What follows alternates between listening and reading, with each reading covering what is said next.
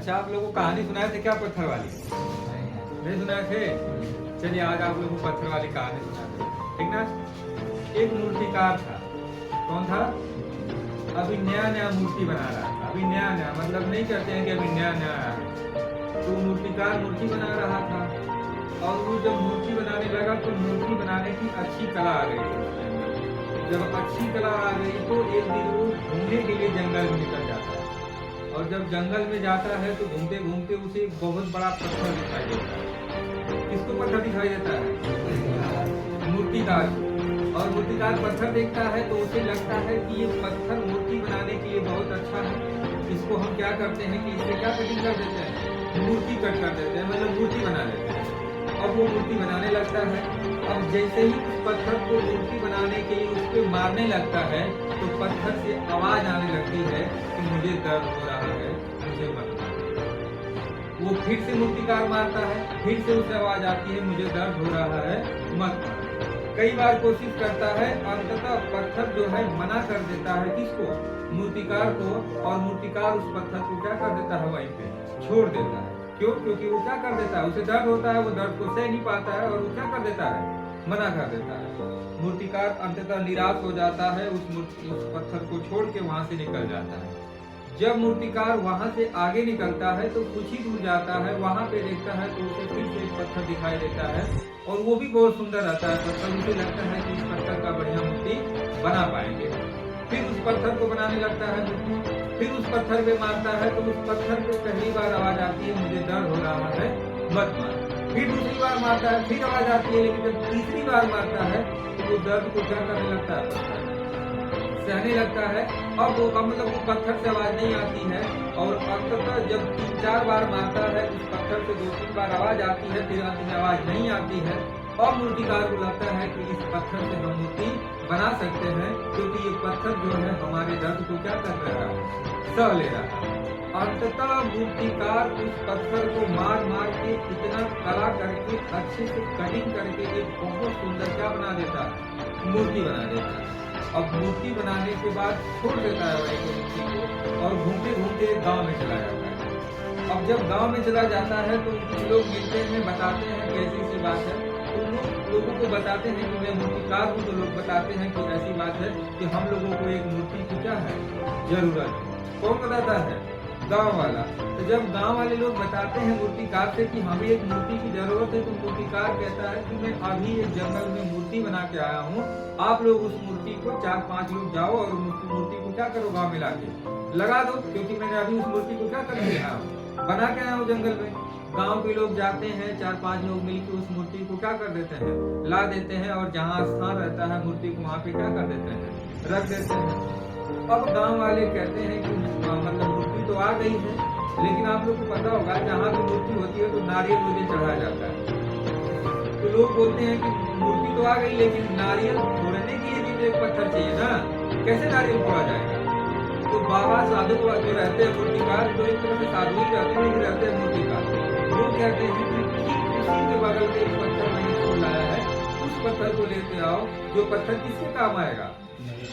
नारियल फोड़ने के काम आएगा। और उस पत्थर को भी ला दिया जाता है। दोनों पत्थर पास में रख दिए जाते हैं। एक पत्थर को क्या किया जाता है?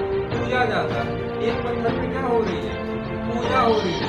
लेकिन जो दूसरा पत्थर रहता है वो किसके काम आता है? नारियल फोड़ने के काम आता है। अब दोनों पत्थर समान है। एक पत्थर को क्या किया जा रहा है? पूजा।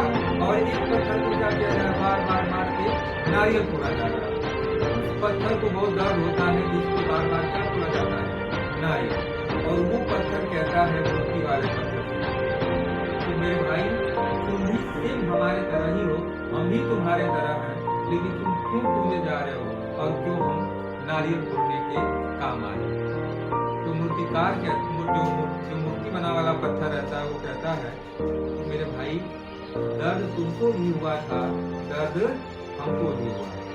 अंतर इतना ही है कि तुमने दर्द को नहीं सह पाया और हमने उस दर्द को क्या सह लिया। और उस दर्द को मैंने सह लिया तो जो आने वाला मेरा समय होगा उसमें मैं पूजा जा रहा हूँ।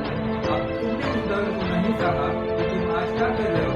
रोज रोज वैसा दर्द सह रहे हो, क्योंकि उस समय अगर तुम भी दर्द सह लिए होते तो शायद जहाँ जगह हमारी है वहाँ पहले जगह किसकी रही होती? तुम्हारी नहीं होती। और फिर बाद में हम कहाँ आ जाते? तुम्हारी जगह आ जाते, पत्थर ढोने का डायरेक्ट ढोने का आ जाते। तो इस कहानी से मतलब आप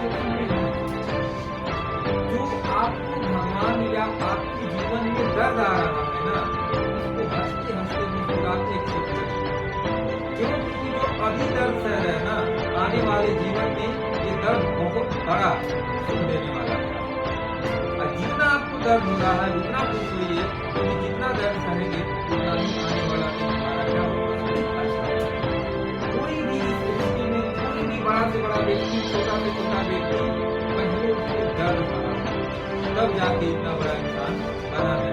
जैसे आप MDH मसाला वाला का नाम सुने हैं? MDH मसाला वो पहले टांगा चलाता था। टांगा का मतलब समझते हैं? गांव में हम लोग कहते थे एक्का जो आते थे लोग गांव में कहते थे ना एक्का, टांगा चलाता था। धीरे धीरे करके उसने उतनी बड़ी कंपनी को बना। अक्षय कुमार वेटर की नौकरी करते थे, रजनीकांत कंडक्टर था बस का। तो ये चीजें धीरे धीरे आती है, मेहनत करने से आती है, ऐसे ही नहीं आती। शुरुआत हर इंसान का जीरो से होता है, लेकिन मेहनत करते रहेंगे। सबको होता है, आपको भी हो रहा है, हमें भी हो रहा है, हर लोगों को दर्द होता है। लेकिन ये दर्द को जो सह लेता है इंसान वही बनता है। जैसे 14 वर्ष दर्द किसने सहा था? भगवान राम। अगर भगवान राम 14 वर्ष का वनवास नहीं किए होते तो उनको आज भगवान राम बन के हम लोग पूजा नहीं होती। क्योंकि 14 साल उन्होंने क्या किया था? कष्ट किया था। वनवास राजा के बेटे थे। दशरथ की पूजा कोई करता है?